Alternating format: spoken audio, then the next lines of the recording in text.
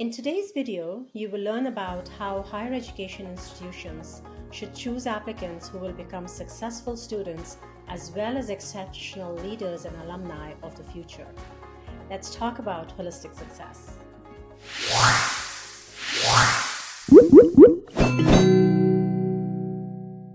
Hello everyone, my name is Anju and I work at Acuity Insights. Welcome to this episode of our Holistic Success Show. Here with me is Dr. Kelly Dore to talk to us about how graduating exceptional leaders and alumni starts with the holistic admissions process. Dr. Dore is the co-founder and VP of Science and Innovation at Acuity Insights, as well as an adjunct professor at McMaster University in Canada. She is one of the creators of the Casper situational judgment test that is widely used in higher education today for holistic admissions. She's also an international speaker of repute on a variety of topics related to higher education and is a thought leader in holistic success. Welcome, Kelly. Thank you, Anju. I'm so looking forward to chatting today. Thanks so much, Kelly. Okay, let's get started. So let's first ask you about what an exceptional leader or alumni looks like. Can you tell us? Sure. I think that it's such a big question to start with, and it might be a little bit different for everyone, but I really want us to challenge us to think about the diversity of skills that goes into being an exceptional leader or alumni. It's not really a cookie cutter. There will be some leaders who are exceptional communicators, some who excel at thinking outside the box and solving problems that we haven't even thought about yet, and others who are exceptional at working in teams to determine how the skill sets of others all fit together to move them forward faster. What's really clear is that in the last few decades, we really evolved to thinking about exceptionality, whether that's as a leader of tomorrow or as one of our graduates, to being much more than somebody's academics or knowledge base, because we have so many ways to access knowledge at our fingertips in the moment. And so, how do we think beyond that to somebody who can really pull that knowledge together in a way that allows them to execute in a meaningful way, whether that's with their team, whether that's as the leader of a company, whether that's as somebody caring for people in the community? All of those people need more than just knowledge. So it's about thinking about what are the other aspects that lead them to be those exceptional members of our community. Yeah, so really it is about, when they step outside, when they're done and they've graduated and they step into the real world, what kind of impact are they really making? Are they working to make this world a better place and so on, right? So that's really looking at someone very, very fully and holistically. So what should admissions professionals look for if they're seeking these types of people? Well, I think that, it's sometimes important for even those who are working in admissions to look at the end goal of what it is that they're thinking about and wanting to do. So, really thinking about what they can do from the very beginning at the time of admissions and recruitment to help nurture and create those exceptional professionals later on. And so that's going to be thinking about the type of graduates that they want to create, thinking about what their program structure looks like, how they're going to nurture these attributes or not be able to nurture these attributes throughout somebody's training, and really thinking about, as an admissions professional, how do you create a very diverse student body? And when I say diverse, I don't just mean in terms of race or socioeconomic status, but really also in terms of experiences and backgrounds and the different strengths that folks bring into the program. Because when we know that having that diversity in program helps really nurture these different aspects, learning, what your strengths are, how you work with others and work with their strengths as well. So that when you're thinking about these graduates, they're really able to excel. So it really focuses on having the admissions team think about what is it that we want to bring into our program? How do we not just think about only a cookie cutter approach of who that person is or what they might be or the strengths that they might bring? And how do we foster that in our admissions process? So, how do the current or traditional admissions processes actually support or hinder finding these types of people? Absolutely. There's, some limitations with the very traditional way we've thought about, we talked about the evolution over the last few decades of knowing that being an exceptional community member or professional out in practice is much more than academics. Yet when you look back at our admissions processes, they relied a lot on these academic aspects of somebody. And in all honesty, it's because they tend to be fairly easy to measure.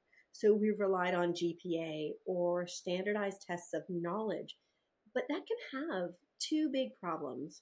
One is that we can set the cuts for these academic aspects artificially high.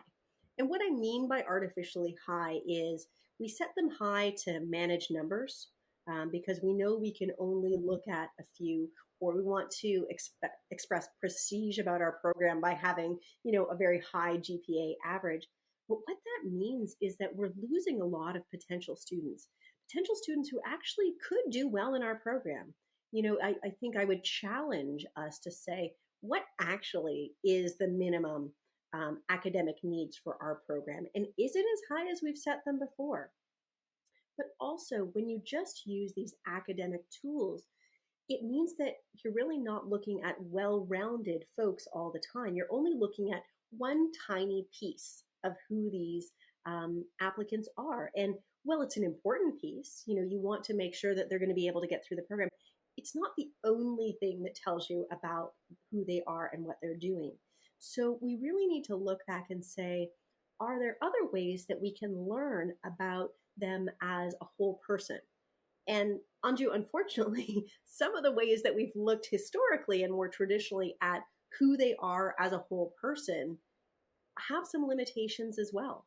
And that if we think about things like personal statements or reference letters, similar to traditional academic metrics, these have some biases associated with them, um, Mhm. where people who maybe have family members who have gone to that program or gone into a certain area of practice have an advantage. We know that there's some gender bias and socioeconomic bias in some of those as well. And so there's limitations. But more recently, also, if you think about the advent of AI, whether that's ChatGPT or Bard or other types of systems, how much is that personal statement truly coming from the applicant? Is it truly reflective of them? Even without I often call these personal statements more village statements because they're representative of who the applicant can get to look at it and review it. Are there any buzzwords that they should be using? And so So you really need to understand, is it actually giving you the value that you want? Because the data shows it actually doesn't predict much in terms of somebody's personal or professional attributes through training and out into practice. And so it brings us back to what tools could admissions programs use to actually measure these things, because we want to measure a diverse amount of aspects about an applicant, but we can't just rely on the traditional tools that we've had. yeah, and when you think about people hiring professional coaches to help guide them through the entire admissions process, for an applicant, including the Absolutely. personal statements and so on. There is a lot of like biases that can play in, a lot of advantages that can come in. So, really, how do you sift through all of that and find, that whole slew of people who have all of the attributes that you're looking for? So, Kelly, with that, then the question comes, how can admissions professionals increase their chances of selecting the right people to join their programs? Right. And again, it's thinking about right at the start. How do you build in processes or add in tools that counteract some of the traditional measures, or open the door for applicants with diverse backgrounds and experiences to really come into your program? One of the ways that's become increasingly popular is the use of SJTs, or what are situational judgment tests.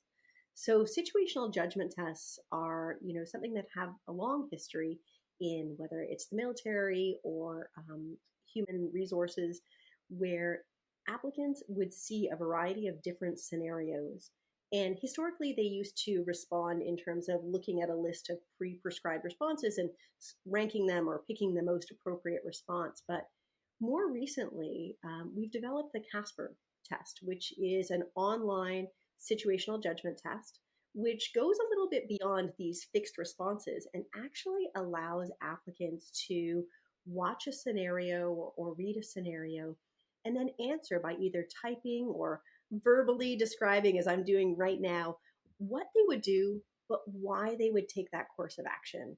And Anju, it's that why that really starts to tap into their own life experiences, everything that they've done, the different things that they value in terms of how it creates that response. Because you and I might see a scenario and take two completely different courses of action. They might be both very appropriate, in which case, what we're doing is we're each being able to identify our own strengths, not breaking that cookie cutter mold and talking about why we're going to be the next exceptional professionals. It could also be, though, that, we take the same course of action and maybe your response is more appropriate than mine because of your why. And that allows us to understand a little bit about, the rationale and why somebody is doing something and help us gauge their personal professional aspects right from the very beginning. The other exciting things about SJTs, and we've talked about them, the problems with some of the traditional measures, is they have significantly less bias associated with them. And so that means they're not bringing additional bias into your program by having different groups perform differently on the test just because of the way the test is structured. So whether that's racial or socioeconomic or parental education or different things like that, we're not adding in extra barriers to people who are applying from different backgrounds. To your point exactly about, the increased use of coaches or third party prep materials or things like that, the data that we have demonstrates that third party coaching doesn't help you with your Casper test. And why is that important?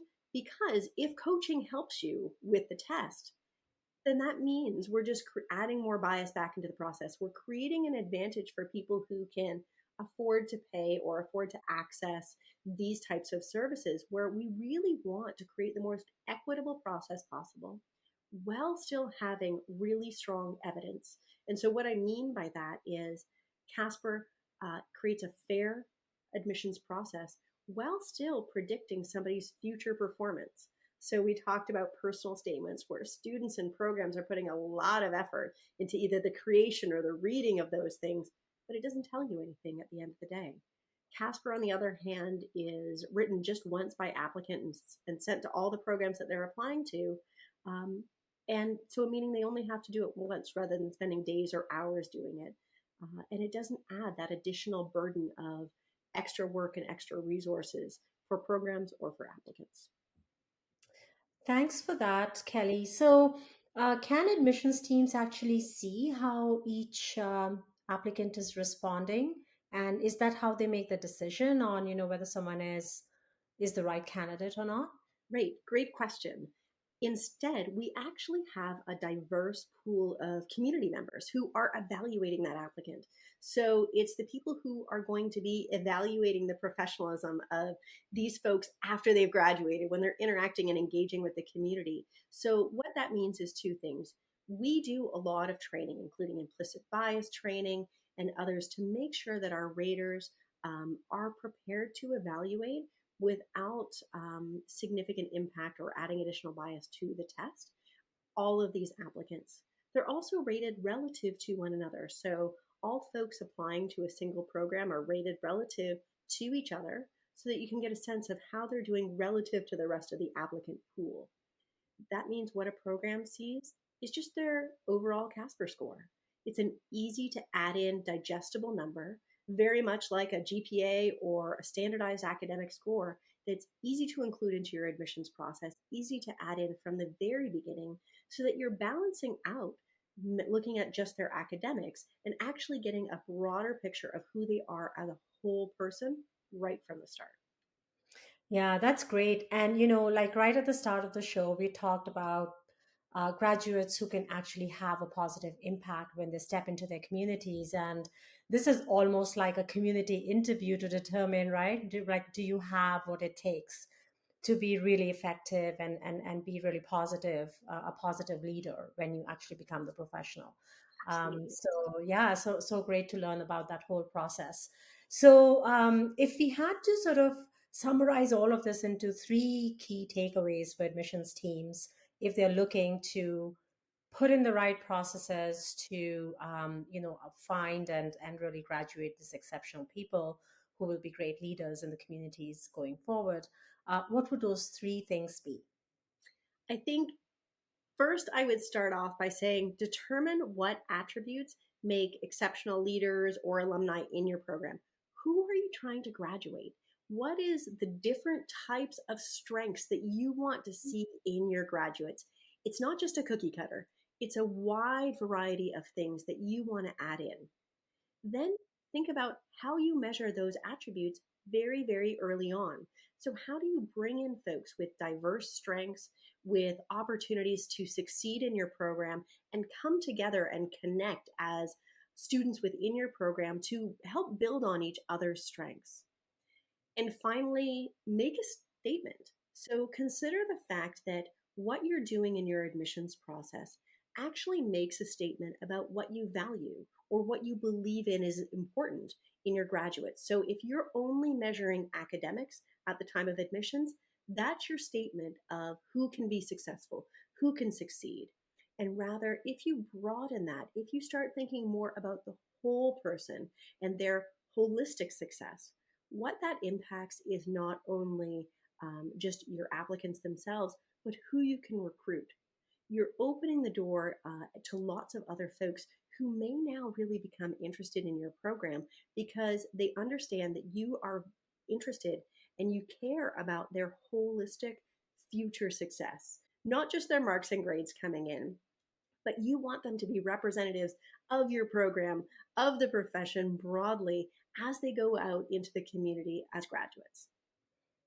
Yeah, that's great. And, that ultimately contributes to success overall. It is the graduate success, is the success of the community in which they step in, is the success of the organizations that they work for as well. So that was such a great summary, Kelly. Thank you for that. And we hope that admissions teams across universities will find these tips useful as they evolve their own admissions processes. Thanks for this great chat, Kelly. And thank you all for watching and listening. To catch the next episode, please don't forget to subscribe. Also, if you like this episode, please share it with a colleague who might find it interesting or useful. We will be releasing new episodes every week to bring you the latest research and best practices that support student and program success. See you next week.